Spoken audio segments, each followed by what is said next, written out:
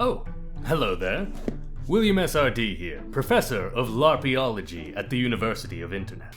I'm afraid you've caught me catching up on my complete works of Epictetus, which I am reading not for the contents, but rather so that I can get across the dark academia vibe, because that seemed very fun to do this video for some reason. But also, like, what the hell am I reading? Because this book is like 80% like the best life advice I've ever received, and the other 20% is like absolute raging misogyny. So I would highly recommend it. You know how we really like to play these role-playing games where we pretend to be medieval people and medieval lords and stuff? Well, you know who else really liked playing games like that?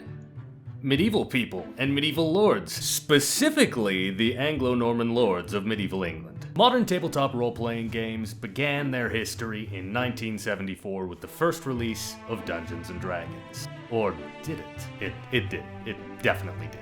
But while Dungeons & Dragons very definitively has the claim of creating modern tabletop role-playing games, that doesn't mean that the people of yesteryear didn't play their own role-playing games for fun. Most of the role-playing games that we'll find in the past are not terribly similar to modern tabletop role-playing games, but they do have a fascinating history that I think would be of great interest to dive into. As such, I'm beginning a series for whenever I discover one of these games, and we're gonna go over the history, and in the end, we're gonna try and piece together some form of a rule set you can try at home. Being that this is the very first episode of this mini-series, I'm sure you're all wondering what exactly is my criteria as to what qualifies as a role-playing game. And the answer that I'm going to shoot right back at you is that I think that if we set too strict of a standard on what a role-playing game is or is not, we disqualify a lot of medieval games and ancient games that are maybe not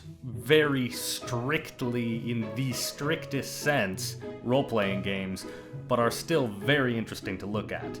So as such, we're going to use fairly few criteria to decide what we're going to talk about. Criteria number one, which is obvious, is that the players have to be role-playing as a character.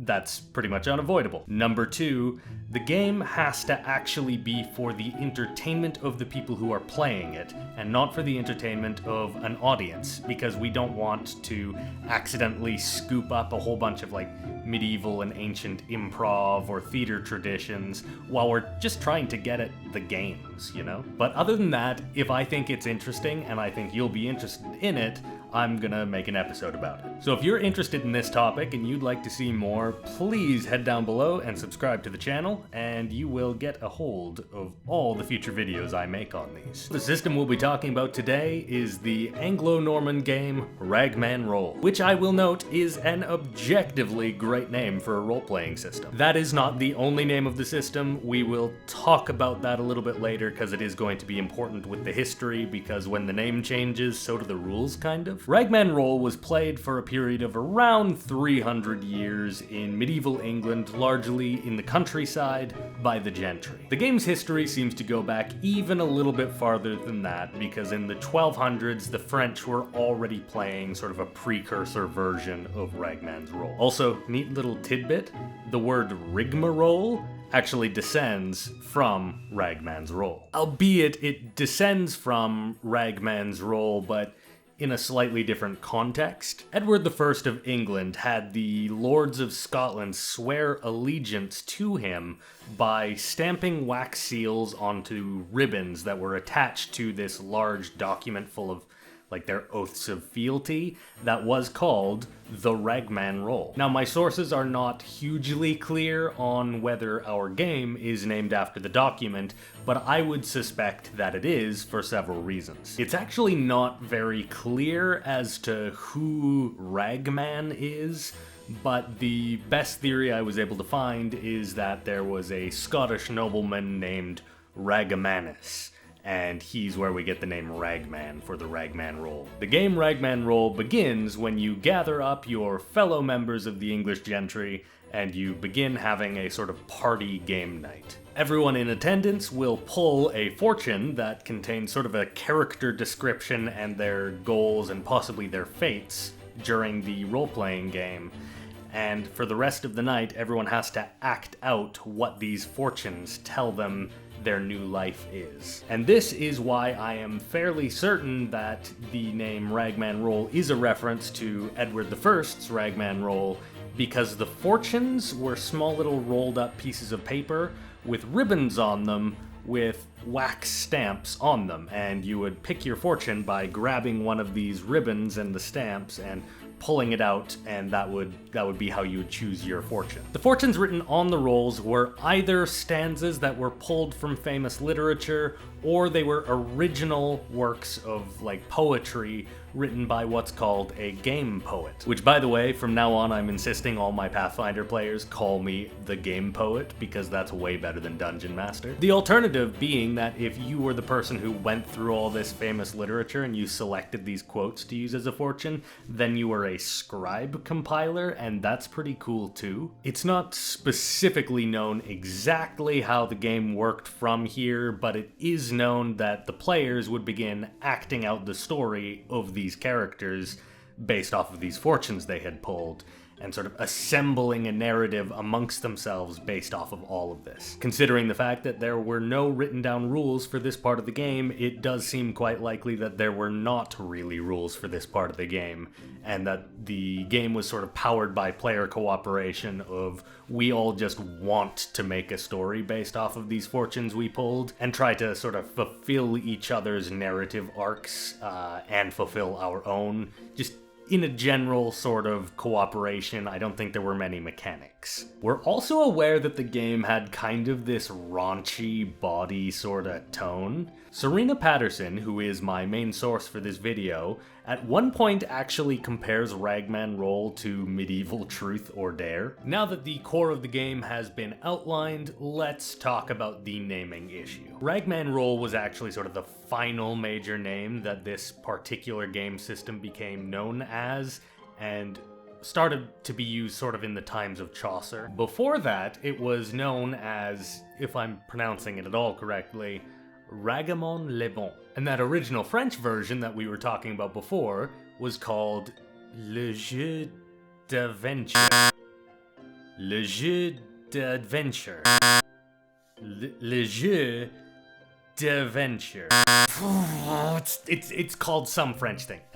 It's called some French thing. The important thing to note is that all three of these names all refer to the exact same rule set, which is you pull these fortunes out, you read them, you discuss them with your friends, and then you act out your story with your friends. The difference comes in the actual game's audience of players, as well as the fortunes that were written on these pieces of paper. Ragemon le Bon was played primarily by the English Gentry, and it's sort of the one we're talking about for the majority of this video, even though I'm using the name Ragman Rolle, and it was notably the most sort of vulgar version. You would be role-playing very much as either the nobility or the peasants. You could roleplay as the full spectrum of society in Ragman le Bon, whereas you might not be able to play that in the other versions. Ragman's role was, it sounds like it was still targeted at the gentry, but it had moved up a little bit and the aristocracy was playing it a little bit now, so the game had to become a lot more civilized. It's also known as the first time that women were forming their own separate groups to play these games.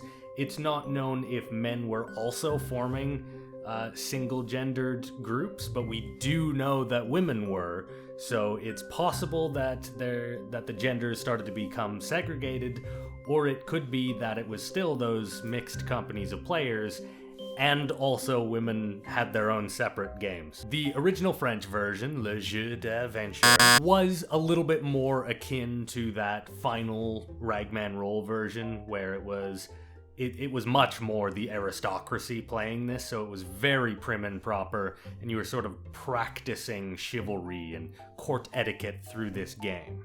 So you would not be playing as a peasant or anything of the like in the French version. Not too many, as far as I can tell, of those fortune sets have survived into the modern day, but we do actually have a few overlapping ones from each game, and we can see how they change, actually, because it's sort of the same fortune but worded differently across the different versions, and we can see how the same fortune has been reworded to meet the requirements of the demographic who is playing this game. These glasses are so reflective, I can literally see my own eyeballs looking back at me. So with all of those different names being in use and them all actually meaning something a little bit different, why have I chosen to use the name Ragman Rolle? And the answer is, number one, I think it's the catchiest name, and number two, I can actually pronounce it. Sorry, okay, I can't pronounce French words super well. I apologize, I have this foul Anglo tongue, and there's just not much I can do about it. But do you know what I can pronounce? I can pronounce the letter H. Oh, sorry, is that being too mean to the French? Oh, sorry, was that too mean? Am I being too harsh on you? I don't know how this could have happened. Now, without further ado, let's see if we can piece together a working rule set that you can try at home. Obviously, I want to preface this section with the acknowledgement that we don't actually know if we're missing rules. It sounds like we have everything we really need to know how the game worked, but because the actual gameplay section is sort of a void in our information, we don't know if there were further things going on or if it was just this self-driven thing from everyone acting out their fortunes. So this rule set that we're coming up with is probably very similar to how they actually played it in medieval times, but we cannot necessarily know if there are extra mechanics that they just never wrote down. It's also true that these original game sets seem to have had an official list of the 50 stanzas, and there were always 50 fortunes in all of these games. They had this sort of official list of 50 stanzas that were used as the default, unless you were doing the scribe compiler thing of like taking quotes from fiction you liked and putting them in your game. So there was an official list of 50 stanzas. We only have some of those left over. You can wander around the internet if you would like and try and put together as close to a complete list as you possibly can, but I don't particularly see that as a wildly necessary thing to do. And also, you know, all of these different versions of the game had their stanzas set up specifically to meet their audience across the time period of like the 400 years that these games were being played, and you are a very different audience to them, so it is still in the spirit of the game if you don't use the original stanzas and you come up with your own to meet the needs of your audience. So here's what you're going to need to get set up for your game. You're going to need 50 pieces of paper and enough ribbon to tie them all off. If you are feeling extra crafty and you have access to wax seals, you can put a little wax seal on each of your ribbons, as was probably done historically. On each of your papers, write a stanza to serve as your fortune. Here's a few samples that survive from the original game so that you sorta know the goal of what you're trying to pull off with your stanzas. That you unreasonably falsify your words. Every day goes from bad to worse. God will give you male rage if you do not recover from offense. You are rich, but in the end, at the conclusion, with games of tables and dice, you chase at poverty. You are spirited and amorous. You fuck often, night and day. No matter how ugly you find a woman, you will fuck her willingly. As you can see, these descriptions were fairly short, but they still give you enough to form the core of a persona around. Serina Patterson notes that these were very, very modular games. So whatever game tone you would like to set for your own game, you, as either the game poet or the scribe compiler, are more than welcome to choose or write passages and fortunes that reflect the sort of mood you're trying to set. You could go for that sort of like raunchy, real housewives of medieval England vibe of Ragemon Le Bon, or you could go for that like hyper romanticized court etiquette of the original French one, which I'm not going to embarrass myself by saying the name of again. Or you could even just say, I'm gonna set my own tone, and we're gonna go for more like this D&D adventure sort of tone with your quotes, and you can choose fortunes that will encourage that style of play. Now here's 2 fortunes that I made, one of them pulled from media as a scribe compiler would, and another one written by myself. If you are pulling something from media, make sure that you change the character name and the general syntax of the quote to be referring to the player and not referring to the original character from the text you're drawing from. You also might need to adjust a few things for the quote to make it make sense and possibly pull a few quotes together to provide enough information and context for a player to go off of. That's totally okay. Your name is praised in both song and poem, known to have done great deeds and are expected to do more. In truth, you're merely talented at claiming the virtues of others as your own.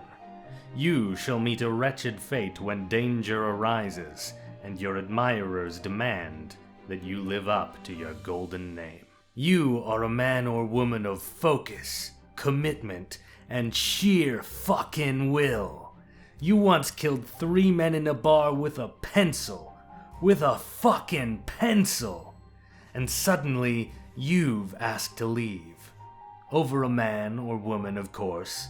So, you've made a deal and been given an impossible task. The bodies you lay down this day will lay the foundations for someone else's rise. Roll up your quotes, 50 in total, place all your fortunes together in a box, and invite over your group of players. Now these games, it's not super specific on how many players were usually in each Ragman Rolle group, but you can probably get away with a few more players than you would at a regular RPG table.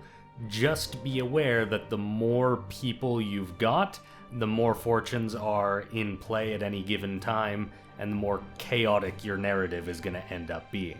Which may be exactly what you want, or it might be a little bit less structured and less narratively pleasing than you might want. When everyone's ready, have them each pull their fortune out and read it to the group. Ensure that everyone is very well familiar not only with the fortune that they have received, but also the fortune that the other players have received, because many of the fortunes will dictate not only how the player acts, but also how the other players are expected to treat them. Next, take a second to figure out any of the character dynamics that it is requesting. Some of these fortunes will say that the player has a significant other or a crush on someone. Amongst the players, you guys should all decide who is referred to as what in each person's fortune. Maybe someone has a spouse that's cheating on them. Pick one of the other players to be your cheating spouse. And at this point, as you're piecing together who is who to each person, you actually might have the beginnings of the narrative already forming. Next, I would advise giving everyone like a little 20-minute period, go for a walk, let everyone think to themselves how they're going to do this and how they're going to play their character, and then when everyone's ready, you begin the game. Now, as I said, we don't have a lot of instructions for what happens during the game, but I would presume, based off of all of these mechanics and all of the people sort of setting up their character dynamics between each other, they will sort of naturally begin playing out a narrative involving these characters as they try to fulfill not only their own fortunes, but to sort of weave the narrative required to live up to everyone else's fortunes as well. This is non-historical, but if you, as the game poet, would like to add further shakeups to your game, you're probably very welcome to do that. You could even have a bunch of shakeups written on additional scrolls that could be pulled out at random. And then if the narrative begins to stagnate, if people are getting a little lost on what they're supposed to be doing, you can pull another roll out and read out a fortune saying like, oh, there's an earthquake or something, or one of the players turns out to be an imposter or something of the like, and that can provide the extra little prompt to keep going. Again, that is not a historical piece of advice, but it could be a solution if your game needs the help. The other non-historical piece of advice that I would give, it's possible they did this, but probably not. If someone's character dies, just let them pull a new fortune so that they can play as a new character, rather than just having them sit out the whole night. That just seems boring if they have to do that, and it also seems boring if no one's allowed to die. Finally, if you would like to sort of de-gamify your Ragman Roll game a little bit and have it as more of like a theme party, that's very doable as well. Just have all of your guests enter the party, pull a fortune, and it will tell them who they are tonight, and then it sort of becomes like a Ragman Roll themed masquerade party where everyone's just hanging out and drinking or doing whatever, and they're just sort of in character but having a nice social night out. It is very possible that a lot of historical Ragman Roll games might have ended like that if the players were not good role players. So it's probably okay to de-emphasize the game aspect of Ragman Roll if that's a little bit more your speed. When does the game end?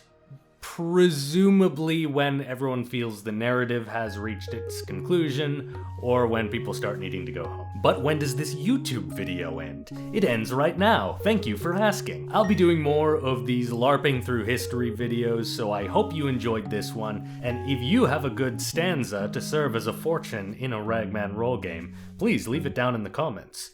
Additionally, if you get the chance to play a game of Ragman's Roll, I'm very interested to hear your results.